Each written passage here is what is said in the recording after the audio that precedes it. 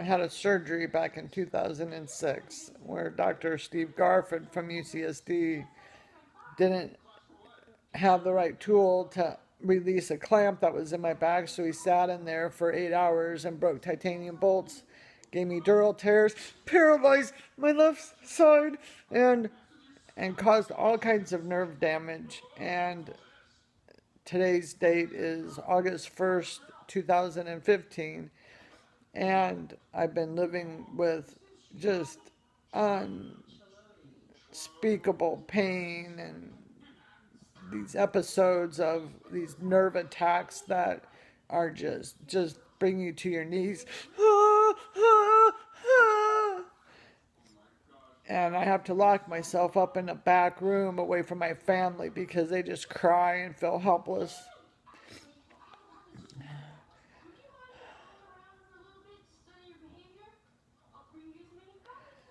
And sure, I tried to sue him, but he also had me on 150 milligrams of fentanyl patches, which you put that in you and don't see how, mentally, coop you are.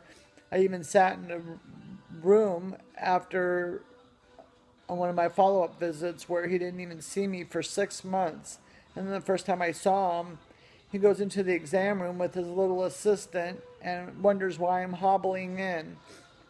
So I sit in the exam room on the table as he stands by the door with her, and he says, "What happened with this one?" And then he says to her, "What happened with this one?" And in the same tone, he goes, "Oh, this is the one we didn't have the right tool for." And that's where the 150 milligrams of fentanyl patches came in, because that kept me sitting on the table trying to process that in my brain instead of just going and choking the shit out of them. But anyway,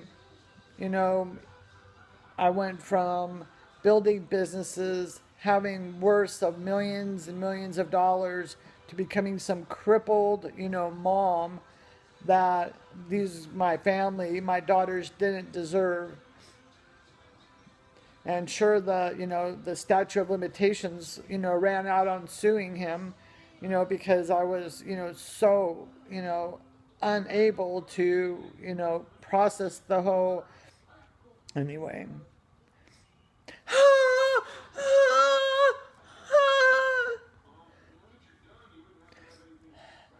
What happens is sometimes this doesn't like this all the time. It just randomly hits me. Usually in the mornings, it'll wake me up out of my sleep. And something goes on in a nerve in the back where, like, there's a raw nerve or whatever, and it gets short circuited with another nerve, and it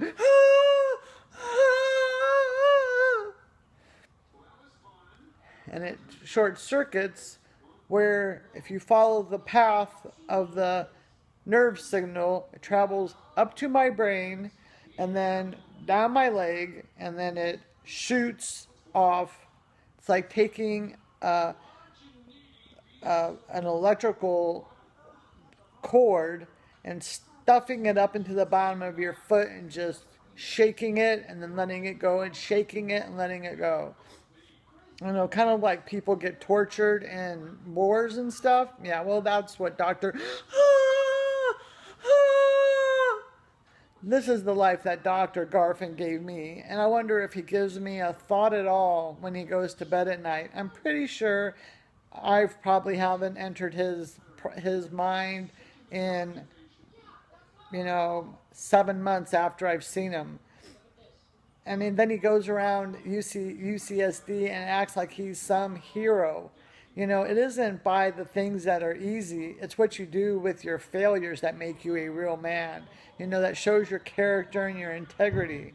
And him, not, standing up for what he did to me is pathetic and makes him a small, small man. And I don't care how many successful surgeries he's done.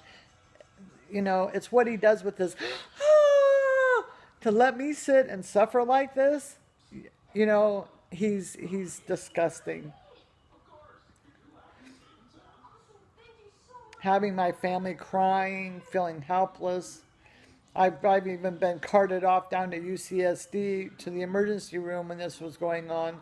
The only thing they can do for me is to actually admit me to the hospital, put me under, and give me a epidural because there's no pain medicine that will override this.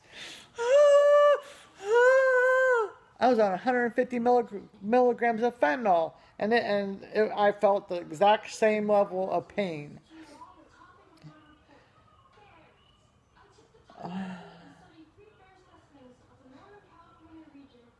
Sitting here fighting over all these years, trying to wean myself down from medicine, where most people just keep taking more and more and more, and eventually wake up overdosed from it because they're sick of it.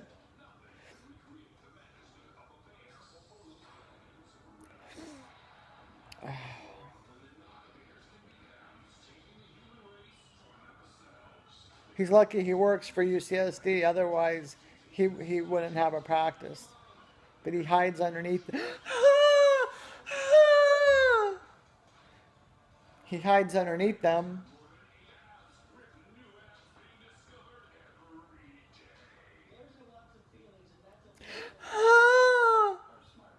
I walked into that hospital with some back pain, and I walked out of that hospital in a wheelchair.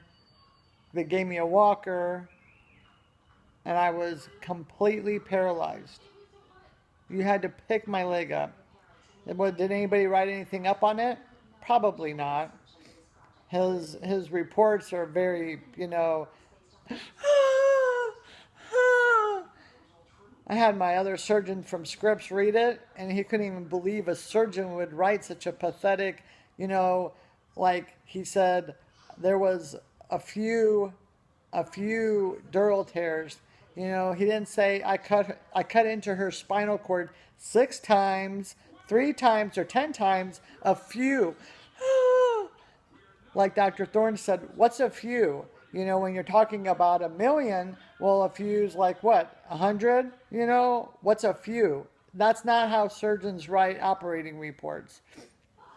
At least I've, been able to talk to enough surgeons and tell them the story.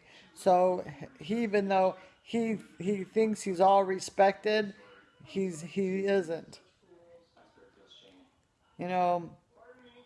He may have to be shown respect because he works for UCSD, but they all talk underneath their breaths about him. He's a miserable little shit.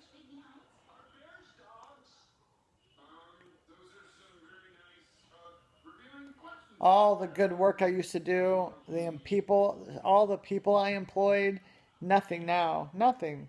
I gave all my time and work to the families and our military, the families of the military, donated, held events for Christmas for the young kids.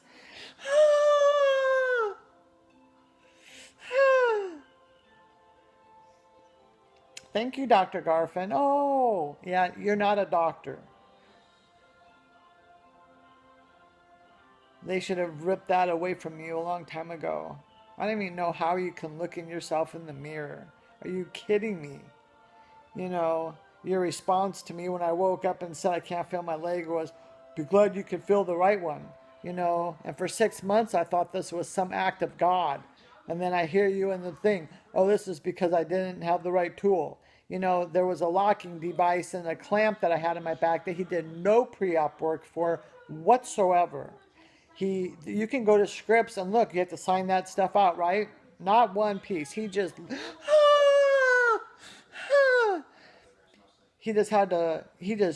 looked at my x-ray and, thought he knows everything. Then he puts me into surgery and he opens me up. You can go take this and ask 100,000 surgeons what they would have done under that same circumstance. Guess what they all said? They would close me up and get the right tool. But no. What did Garfin decide to do? Sit there and break titanium bolts out of my back. Oh yeah, that's not malpractice. That's